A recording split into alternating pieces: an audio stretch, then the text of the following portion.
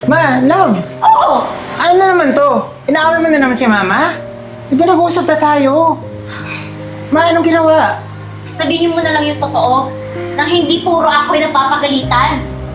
Alam niyo ba, tita? Itong bahay na to? Yung pera?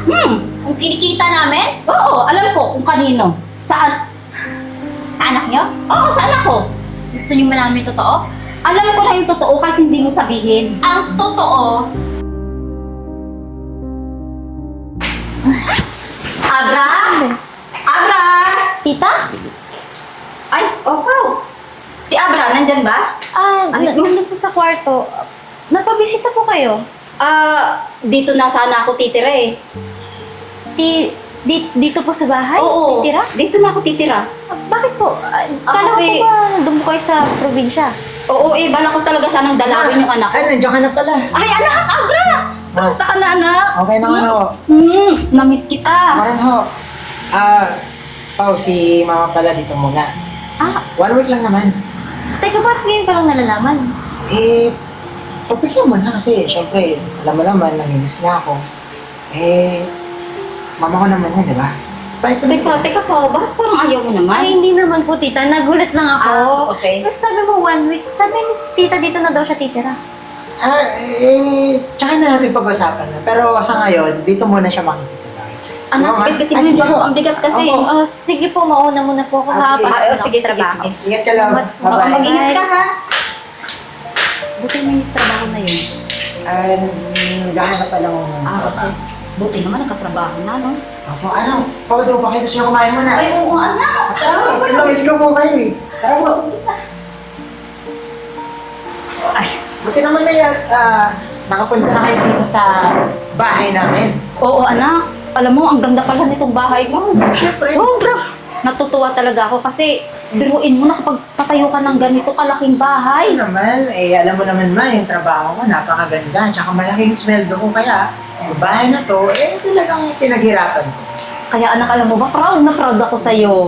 Salamat ma. Hindi ako nagkamali sa pagpapalaki sa'yo.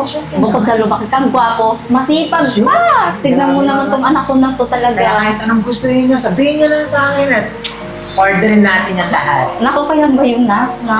Alam mo naman, maganda yung trabaho ko at saka mataas yung position ng trabaho ko. Gusto ko rin naman mag-give back sa inyo doon sa mga sakripisyo niyo sa akin nung maliit pa ako, diba? Kung sa bagay na, hindi rin naman kasi biro yung ginawa kong pagsisikap para sa'yo. Mapagtapos lang kita. Ano naman ma? Tsaka yung asawa mo, kamusta naman siya? Baka inaapi-api ka niya, ha? Ma, hindi ko pa asawa.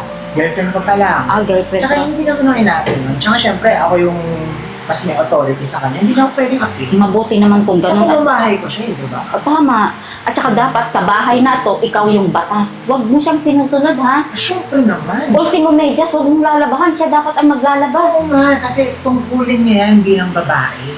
Tama. Ang pagsilibihan kami mga lalaki, tsaka yung anak yung napakagwapo. Siyempre naman, ikaw pa ba? Siyempre Napakapogi ng naman, anak ha? ko. At saka, ano ba yung hinanda mong pagkain, anak? Parang nagugutom na kasi ako. Nga may paghahanda ko sana kayo. Tatanungin ko nga kayo, anong gusto niyo? Parang magluluto ka pa ba? Hindi, syempre sobrang yaman ko. Kahit anong gusto niyo, orderin lang natin. Magpa-deliver na lang tayo, na? Sige. Kunin ko lang yung phone ko. Sige Ito na. lang kayo, feel at home. Oo naman, Feel at anak. home. Sobrang nakakatuwa talaga. Laki ng bahay. Siguro magbubuhay doon niya ako dito.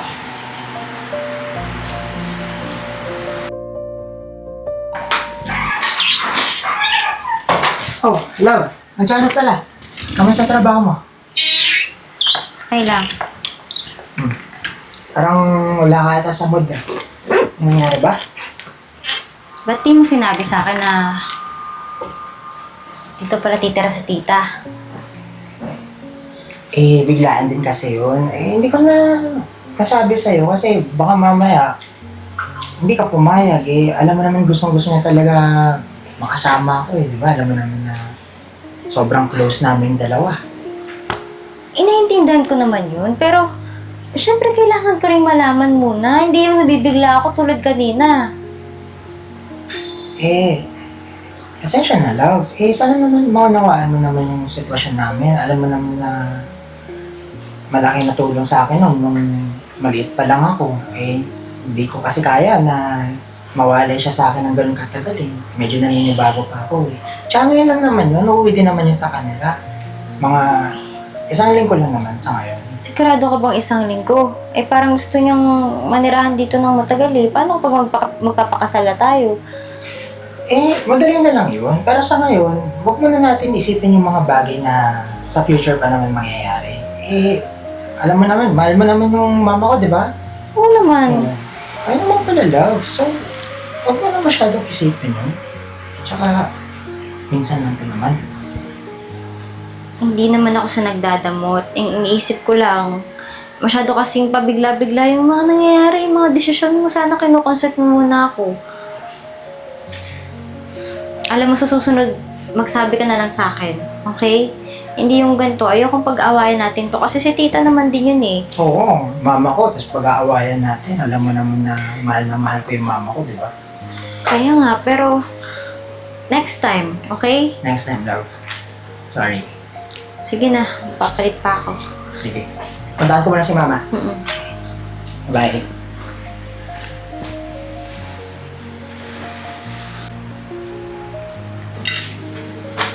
Ang daming hugasin. Oo. Po? Pakabit nga ng baso at wala akong tubig. Baso. Wait lang po, mama. Ang tagal ka naman, nauuhaw na ako. Naghugas po kasi ako eh. Madalas yung kamay ko.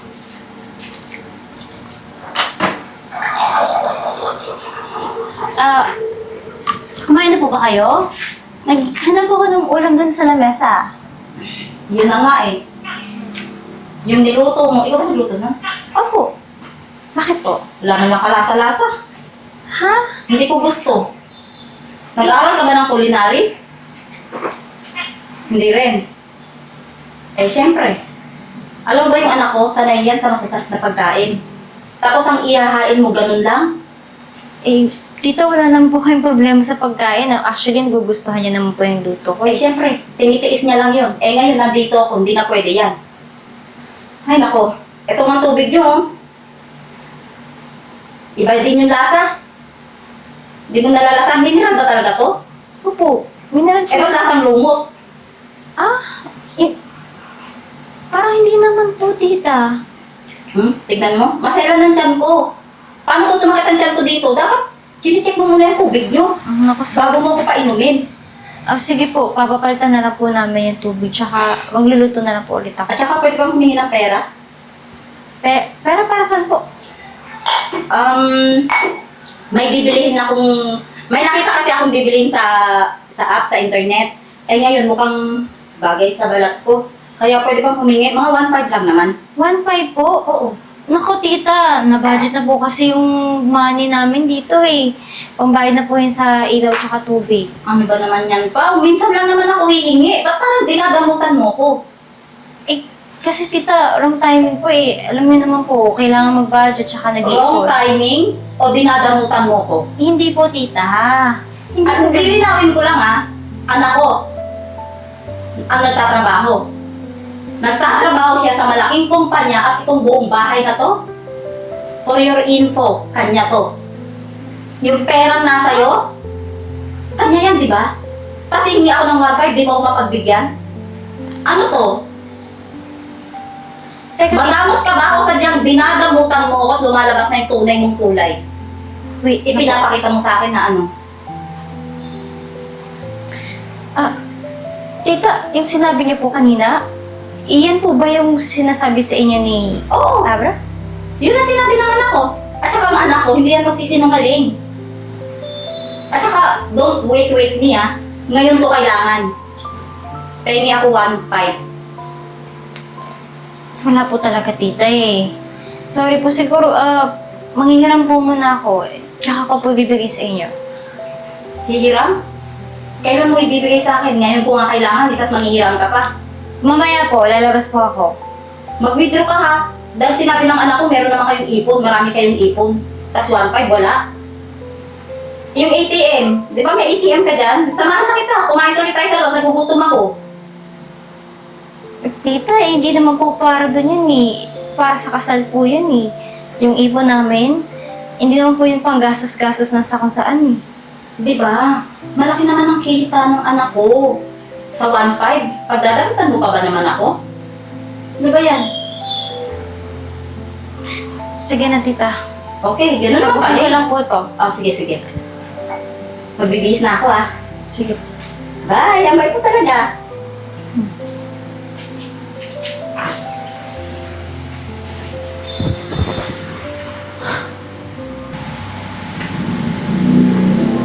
Hay nako anak. Ma, kamusta?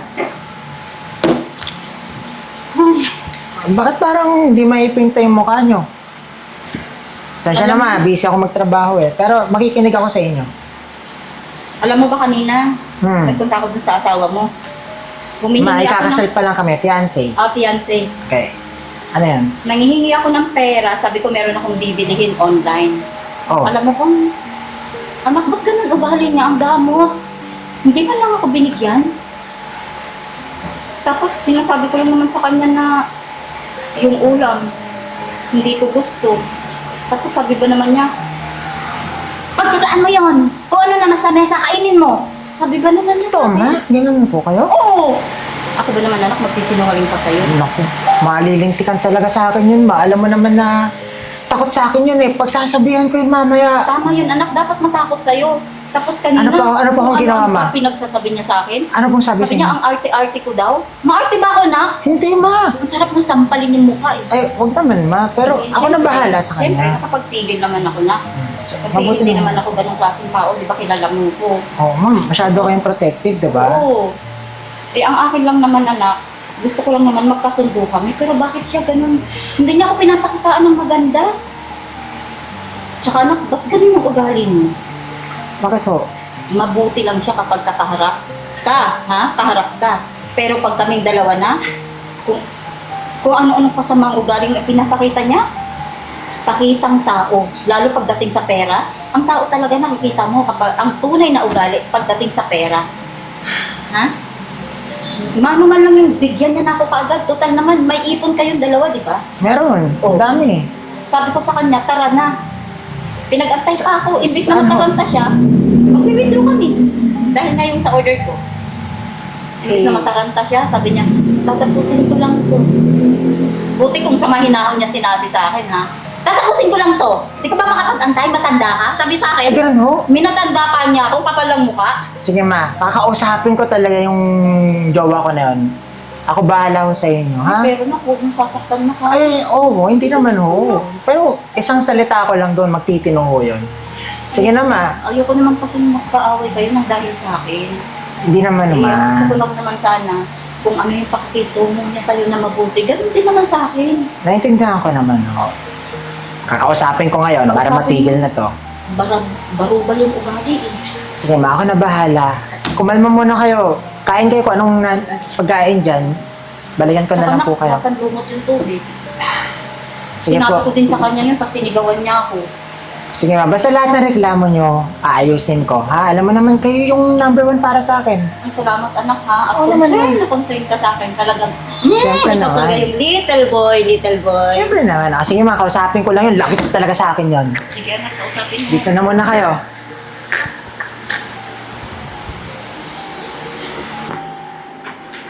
Love. Ano yung naririnig ko kay mama? Binastos mo daw siya. Tapos pinagtaasan mo ng boses? Kailan ko ginawa yun? Eh, kanina lang daw. Nagtataka ako. Ba't mo naman ginanon si mama? Alam mo naman na love ko si mama. Di ko kayang gawin sa kanya. Hindi ko yun ginawa. At hindi ko siya sinagawa ng binastos. Ano bang pinagkasabi mo? Eh, ang dahil mo daw pinagsasabi sa kanya na hindi magaganda eh. Tapos, mangihingi lang naman daw ng tubig. Tapos kung ano-ano pa yung sinasabi mo. Anong tubig? Wala nangyaring ganun. Ang alam ko, nanghihingi siya sa akin ng pera kanina. Hindi ko lang agad nabigay. Ginawa ko na nga lang paraan para mabigyan siya eh.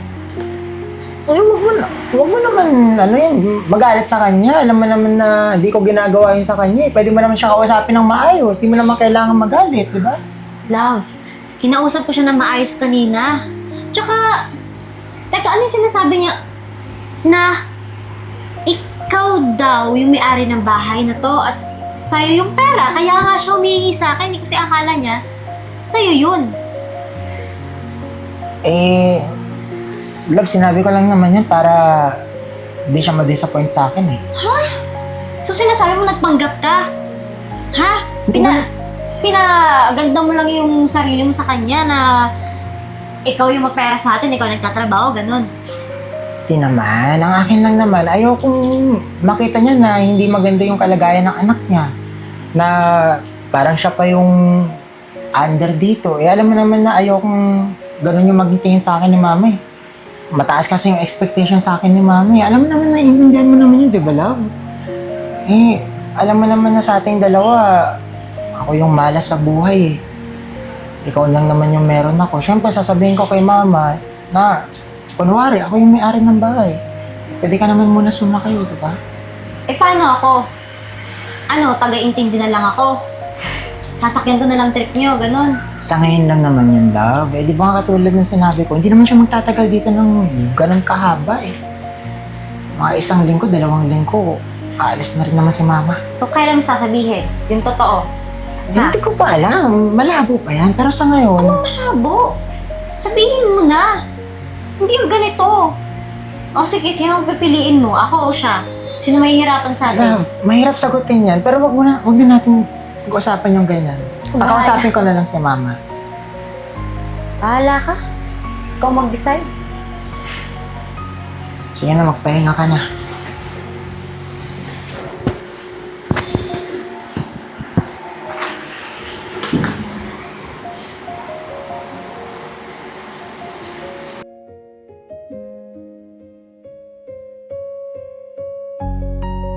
Mayroon akong balita sa'yo. Nandito sa bahay na... Ay, teka ha. Teka lang. Mamaya tatawag ako ulit. Ano tong naririnig ko? Ha? Bakit mo pinapagalitan yung anak ko? Hindi ka ba nahiya sa akin? Nandito pa ako? Ginaganon-ganon mo yung anak ko? Ano to? Ha? Ikaw pinapakain ka ng alam niya? Tapos ganyan mo pa siya tratuhin? Tita, away magjowa lang po yun. Tsaka hindi ko naman po siya aawayan ng walang dahilan. Nag-uusap lang po kami. Away magjowa, pinaparinig niyo pa sa akin? Ano yun? Kinakayang-kayanan mo yung anak ko? Ha? Yun ba? Yung ipinapakita mo sa akin? Yung ugali mo? Yung kagastuhan ng ugali mo? Ikaw, pinatira ka nga niya dito sa pamamahay na to, tapos kumakaasta ka ano? Ikaw ang prinsesa? Alam mo ba kung hindi dahil sa dito sa anak ko? Kung hindi dahil sa kanya, wala ka rin dito. Kaya wag mo siyang tratuhin na akala mo ikaw ang may-ari. Ha? Dahil ako ginigigil mo ko eh. Kanina ka doon eh. Bakit, tita? Akala niyo ba lahat ng to sa Love! akin niyo? Ma, love! Oo! Ano na naman to? Inaaway mo na naman si mama? Di ba nag-uusap na tayo? Ma, anong ginawa? Sabihin mo na lang yung totoo na hindi puro ako yung napapagalitan. Alam niyo ba, tita? Itong bahay na to? Yung pera? Ang kinikita namin? Oo, alam ko kung kanino. Saan? Sa anak niyo? Oo, sa anak ko. Gusto niyo malaman yung totoo? Alam ko na yung totoo kahit hindi mo sabihin. Ang totoo, sa akin lahat yon. Yung anak niyo, matagal na yung walang trabaho. Umaasa na lang sa akin. Pinapatuloy ko na nga lang siya dito eh. Ala? Totoo ba yung sinasabi ng babaeng to? Hindi madala lang ng emosyon yan. Alam mo naman. Love, O, di ba? sabihin mo na. No. Totoo yan, ma. Eh, kailangan ko kasi magpanggap. Baka ma-disappoint kayo sa akin eh. See? Asan yung pinagyayabang niyo? Anak naman. Sana man lang umpisa pa lang sinabi mo na sa akin yung totoo. Kasi matatanggap ko naman eh.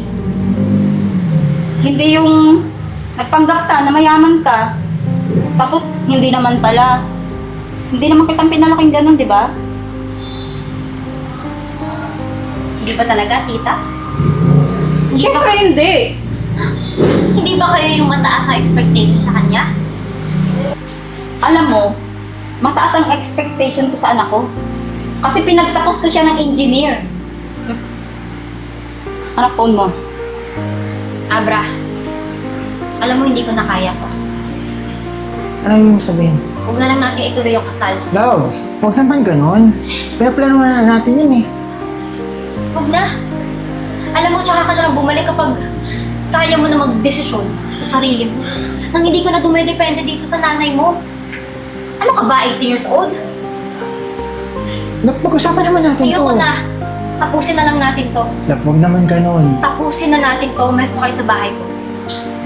Dapat pagbalik ko dito, wala na kayong dalawa. Dahil ayaw ko mag-asawa ng isang mama's boy. Love,